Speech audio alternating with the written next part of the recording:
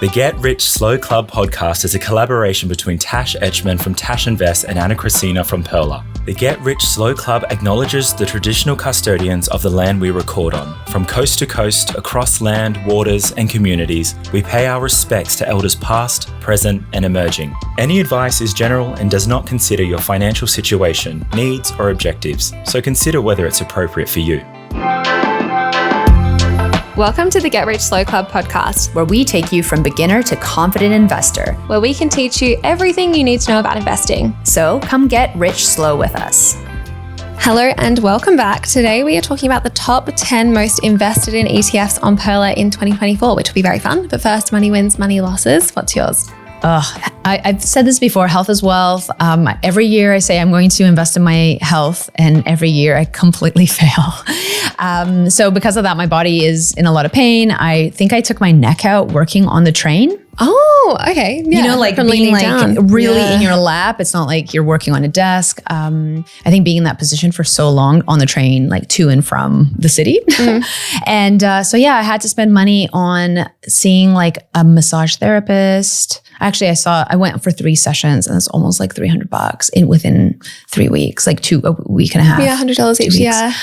It's a lot of money. And it just goes to show you, like, if you're not prioritizing your health, you're going to have to pay for it in other ways later. And usually I'm like a active, healthy person, but over the past little while, not as much as things usual. Gotten busy. Yeah. So, I mean, it's worth it. Like, it's worth going to get relief from pain, but it's not worth it when you're not putting in the daily workouts and, prioritizing your health. Is that one of your 2025 goals? It's been every year. To be honest, like the past couple of years have been really hectic with like book writing and all of that. But definitely I have to prioritize it. Yes, that's a good goal to have again. Yeah. What about you? What's your money win loss? I had a trip booked to Sydney for tomorrow morning actually, but then I got invited to another fun event. So I was trying to weigh out whether it was worth paying the fee to change my flight, but I ended up deciding it was. So I ended up spending more to change my flight and book another night's accommodation so I can go to something potentially really cool tomorrow morning. But money win and money loss, I guess. Is the event in Sydney? So you needed to the event's in Sydney. Okay, so you're flying tonight. Yeah, I was going to go tomorrow morning for another event Wednesday night, tomorrow night. But then I got invited to something else in the morning that was really cool and like a great opportunity. So I was trying to weigh out whether it was worth the extra $200 and a bit to change it and book a night's accommodation. So it better be worth it. Hopefully. It better be good. We'll see. Wouldn't it suck if you went and it was like so Not crappy? No, I think it'd be good networking. Next episode, you'll be like, money loss. I changed my Yeah. I'm really say it now because this will be coming out a bit later, but I got invited by Katie Gallagher's media team to go to like an event. Yeah. So I was like, that's a worthy making the effort. So I'm money win having the money to pay for that last minute, but money loss having to pay the change fee. Yeah, it's hard. Sometimes you just have to toss up the priorities, right? Yeah. And be like, is it worth it? And sometimes it is, and you kind of swallow those costs and it opens new opportunities for ourselves. Because sometimes right now in this moment, we might be talking about the cost of that, the sunk cost fallacy, right? Like you put the money in, you're going to do the thing, the time, but maybe somewhere down the line, you'll look back and be like, had I not gone to that event, I wouldn't have met XYZ. That person introduced me to such and such, right? Yeah. Like life is so wild that way. And I think it definitely should be worth going. If not, at least I know. Won't have to worry about it. Yeah, maybe in a month's time, I'll be like, so what happened? Like, who did you meet? Yes, like, from was it worth it? It wasn't worth it. No, I'm optimistic. Amazing. So we're going to go through the top 10 most invested ETFs on Perler.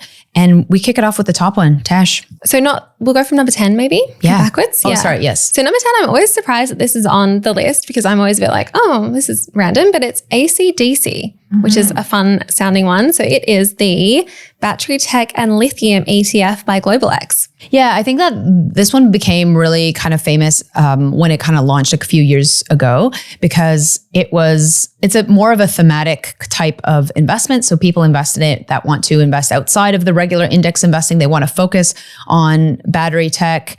And also it has a fun name. Yeah, it does have a fun name. I thought it would this one would be here because I thought it would all be a list of like index, more like regular ETFs, I guess. But this one says it offers investors exposure to global companies developing electrochemical storage technology and mining companies producing battery grade lithium. So it is very specific. Yeah. And it's got a slightly higher management fee as well. So it is 0.69% per year. Yeah, often the thematics are a little bit more expensive when you're kind of focusing on them. The dividends are huge, 7.27%. Huh. It's the 12-month dividend yield. Well, there you go. Wow.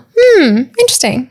AC/DC. Okay, so we've got a thematic one for number 10. What is number 9. Number 9 is VTS. So that's Vanguard US Total Market Shares Index ETF.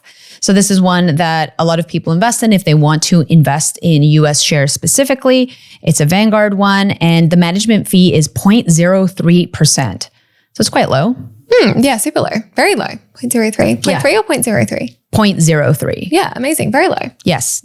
Yeah. Okay. Number 8 on the list is DHHF, the BetaShares Diversified All Growth ETF. We talk about this one quite a bit. I quite like it. I invest in it. It is an ETF that holds 4 underlying ETFs. It's a diversified all-in-one kind of solution. The management fee of that ETF is 0.19%. Great. Number 7 on the list is ETHI, which is BetaShares Global Sustainable Leaders ETF. So this is one actually that I invest in and have invested in for a while. ETHI aims to track the performance of an index that includes a portfolio of large global stocks that are identified as climate leaders. And they also have passed screenings to exclude companies with direct or significant exposure to fossil fuels or engaged in activities deemed inconsistent with responsible investment considerations. So this would be one of those ones that you would consider for ESG investing, which is ethical investing, and hence the name ETHI as well. And you invest in this one? I do, yeah. I think this is actually one of the biggest ETFs in my share portfolio at the moment. Oh, interesting. Yeah. Are you surprised by that? Yes, a little bit, but also no, because it's got a lot of tech stocks in it. So it's done really well recently, or in like the last few years. It was doing well. And I think I told you that I accidentally realized that I was reinvesting my dividends. Oh, yeah. So that's also why it is the biggest part of my portfolio, not intentionally. All of a sudden I was like, why do I have so much ETHI? And did you pick to do that, or did BetaShares do it for you? I did not pick to do that. Yeah, I found that a little bit interesting and sneaky almost. I don't know if it's sneaky, but yeah, DHHF does that. You have to opt out. It's not an opt-in system. So I find that interesting for their dividend reinvestment. Seems to be a recurring theme a little bit. Yeah, I was a little bit surprised by that because we did actually an episode on reinvesting dividends. And I was like, no, none of mine are reinvested from my memory.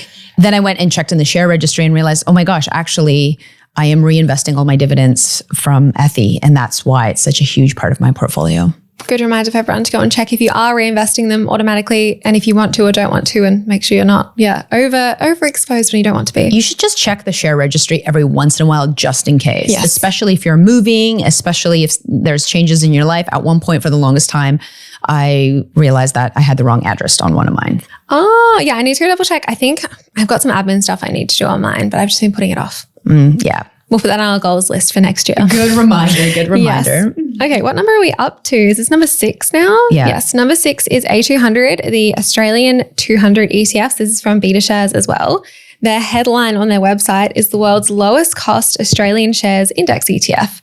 So it does what it says. It invests in the largest 200 companies on the Australian Stock Exchange, and the management fee is quite low as well, 0.04% per year. Great. Do you invest in the A200? I don't think so. I might have a tiny bit left over from when I was buying lots of things early on, but I don't think I ever bought A200. I think I have IOS, which is like the other equivalent of A200. I have a bit of VAS as well, but I don't think I ever bought A200. Yeah. I have A200. So that's why I was, because they were all like very similar, right? And a lot of people get caught up like, should I invest in A200 or should I invest in VAS? And they're all quite similar in that regards as well. Why did you pick A200? I think at the time it had lower management fees than VAS. Yeah, okay, yeah. And at that time I was just choosing between the two and I was like, yeah, well, over the long run it's cheaper, but sometimes cheaper doesn't mean it's better, it's... And they're so similar when it's like 0.04%. I think one is 0.07% or something. Like they are so similar. And 100 different companies, like in the sense of 100 less companies, right? Yes, yeah. So VAS has 300 of Australia's top companies, whereas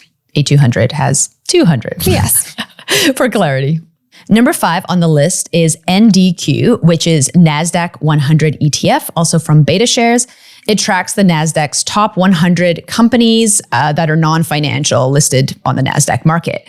This one's largely tech focused. I remember I bought it back when it was on CommSec Pocket ages ago because it was like the tech ETF and I bought it back then. It did quite well for a little while, but it is like very concentrated in tech stocks. And it's only 100 companies as well. And now these companies are really huge and that might be diversified in the fact that a lot of these companies are international companies, but still it is only 100 companies that are on the NASDAQ, that are in the US. So in the case that something were to happen to tech, this could be quite volatile as well. Number 4 on the list is another diversified one. So this one is kind of comparable to DHHF, the BetaShares one, but number 4 is the Vanguard Diversified High Growth Index ETF, so VDHG. If you've been around for a little while, you've probably heard lots of people talking about this one. It is very popular. It is a diversified all-in-one fund. There are 7 funds in VDHG, and the management fee is a little bit higher than the other diversified ones, so it's 0.27% per year. So like Tash said, VDHG and DHHF are often compared to one another. It is worth noting that VDHG has a little bit more defensive assets in it, so such as bonds, cash, which means that it might be less volatile potentially than DHHF. Yes, it is. VDHG is 90% growth, so shares, and 10% defensive. Number 3 on the list is VGS, which is Vanguard MSCI Index International Shares ETF. Now, this is one that a lot of people include in their portfolio when they want to have exposure to international shares. So it's a Vanguard one, and the management fee on this one is 0.18%. So it's still quite low in the grand scheme of things as well. Vanguard suggests you buy it with VAS to get like diversified exposure. So they say that on their website, which is fun. Yeah, so that's kind of important to note. You are investing in international shares, but you might not potentially have Australian shares. So if you want to have a more complete diversified portfolio, especially that has Australian companies in it, you might have to pair it with something. Number 2 on the list is IVV. So this is the iShares S&P 500 ETF.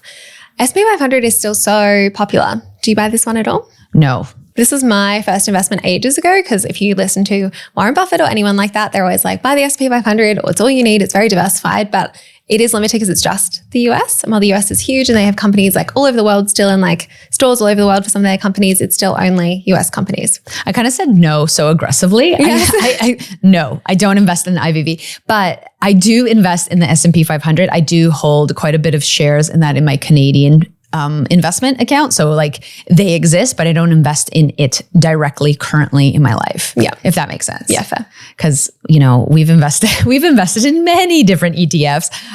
So yes, the equivalent of this, the Canadian one or the American one, is what I hold, but not specifically this one. Now I'm trying to be a bit more diverse, I guess. Yes, more diverse. And number one on the list is, can you guess? I've seen it. I can't even pretend. Oh, okay. I was surprised though. I am surprised. You are surprised. So it's VAS. It's Vanguard Australian Shares Index ETF. I'm surprised because it is an Australian ETF, and considering how small Australia is in the global market, I would have thought it would have been an international global ETF, not just an Australian ETF as the number 1. Interesting. So just a couple things about VAS is that it has really low management fees at 0.07%.